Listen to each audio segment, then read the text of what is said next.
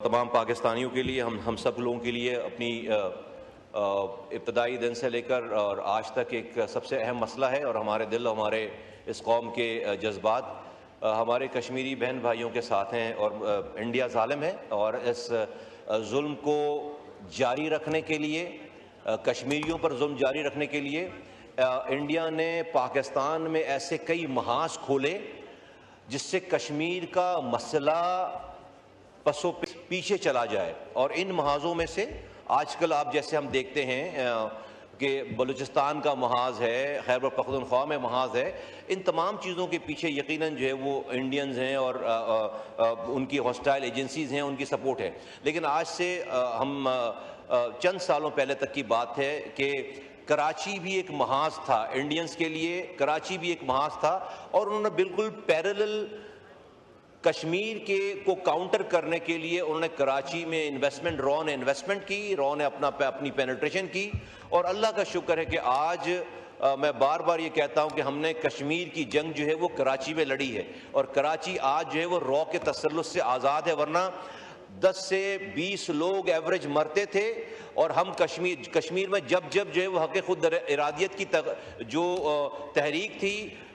वो जब जैसे जैसे बढ़ती थी, पाकिस्तान में टेररिज्म शुरू हो जाता था, पाकिस्तान में ये हालात शुरू हो जाते थे। अल्लाह का शुक्र है कि और अगर आपके पाकिस्तान के रेवेन्यू इंजन कराची जैसे रेवेन्यू इंजन वही ब्लीड करे तो फिर हम जो है वो कश्मीर की फिक्र फिर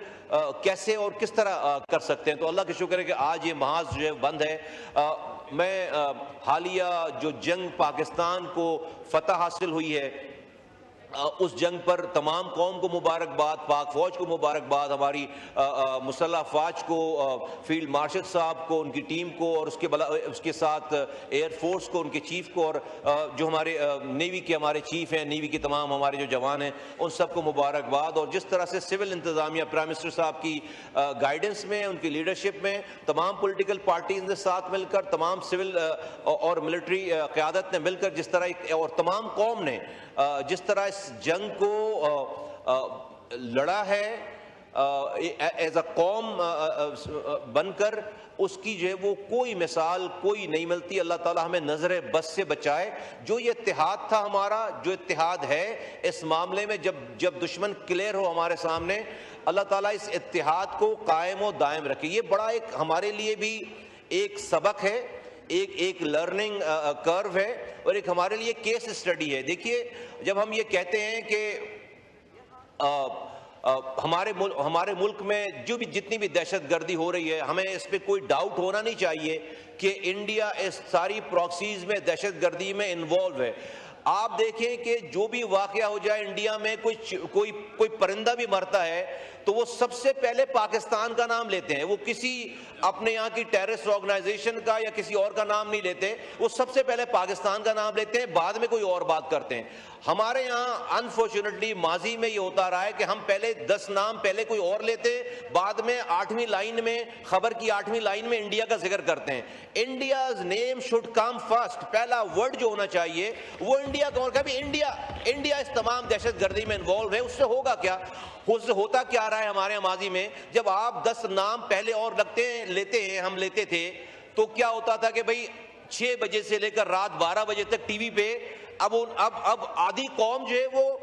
मारने वालों के साथ बैठकर उसकी हिमायत कर रही है और आधी कौम जो है वो मरने वालों के साथ, शहीद होने वालों के साथ जो है वो हिमायती बन गई है। नतीजा ये होता था कि इंडिया ने हमारी पूरी कौम को डिवाइड कर रखा था। एक मुल्क में अजीब सी अफरा तफरी है कि ना मारने वाले का पता है ना मारने वाले का पता। कोई आधी कौम जो है वो शहीद होने वाले से ताज़ियत कर रही है, आधी कौम जो है वो